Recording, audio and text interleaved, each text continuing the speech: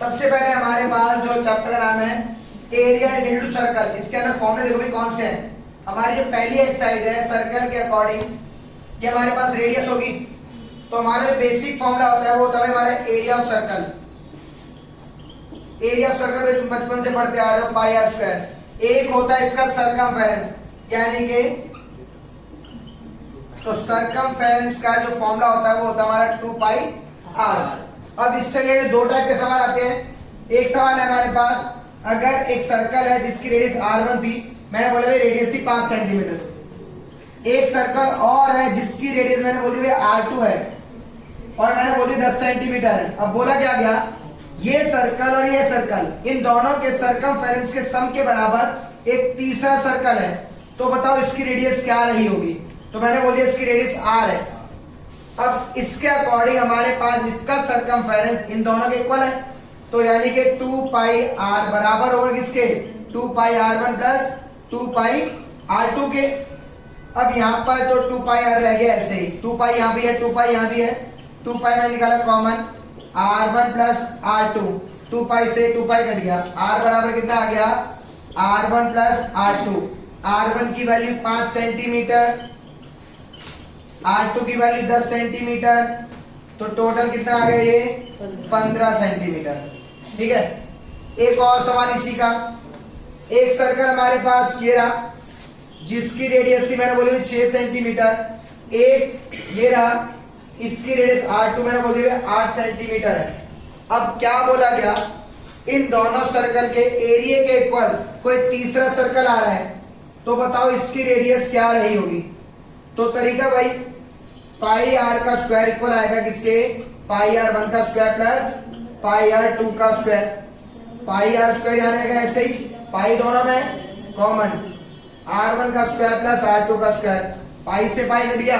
अब value put कर देते हैं, r का स्क्वायर किसके इक्वल आएगा, r1 की वैल्यू 6 का स्क्वायर, r2 की वैल्यू 8 का स्क्वायर, r स्क्वायर बराबर r स्क्वायर बराबर आ गया हमारे पास 100, तो यहां से r स्क्वायर बराबर आ गया 10 का स्क्वायर, यानी कि r बराबर 10 सेंटीमीटर। ठीक है, क्या बोला गया, the wheels of a car are of diameter 80 centimetre each, यानी कि किसी कार के एक व्हील का डायमीटर कितना है 80 सेंटीमीटर, तो रेडियस कितनी होगी हमारे पास 40 सेंटीमीटर। अब बोला गया, how many complete revolution does each wheel make in 10 minutes when the car is traveling at a speed of 66 km per hour।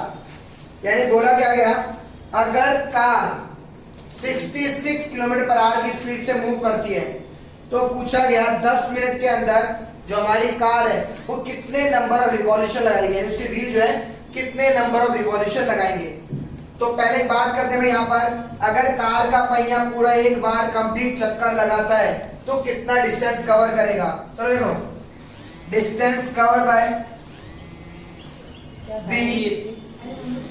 In 1 revolution, यानी कि एक चक्कर के अंदर, तो किसके इक्वल होगा 2 पाई r के इक्वल, तो 2 पाई की वैल्यू 22/7, r की वैल्यू 40।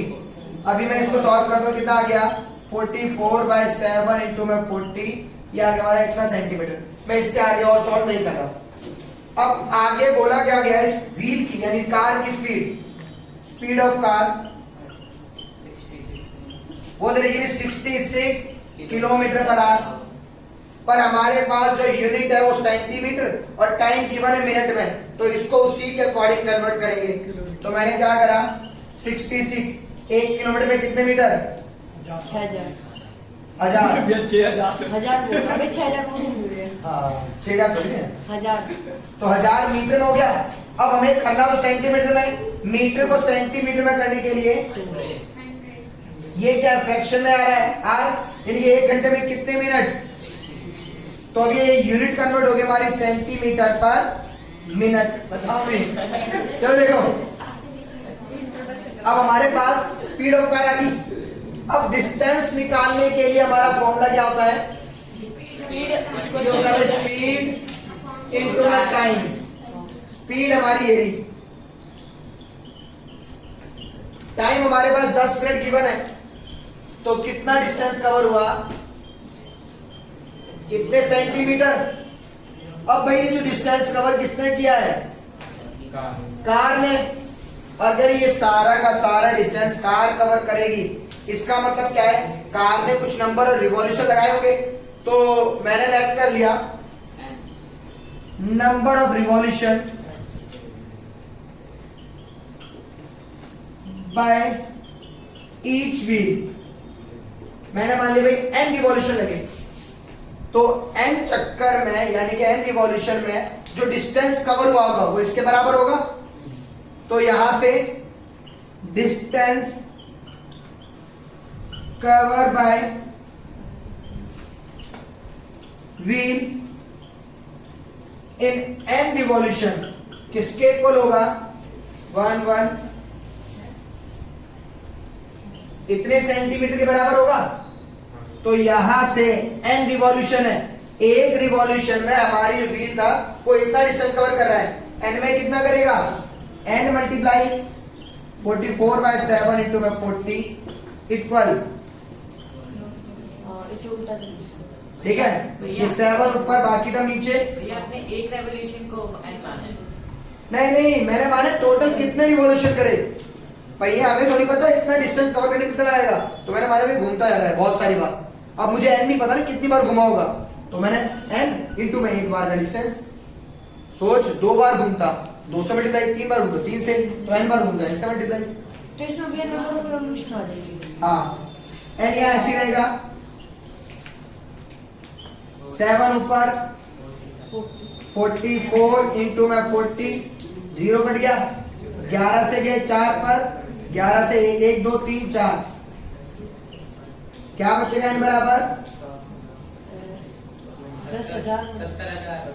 अभी देखो ऐसे काटते हैं, ये 4 है, एक ये वाला 4 से गया 1 पर, 4 2 8, 2 यहाँ गया, 4 5 से 20, 2 0। फिर इस 4 से करते हैं, 4 6 से 24, 1 यहाँ गया तो 48, 4 5 20, तो n बराबर कितना आ गया? 6 2 5 मल्टीप्लाई में 7,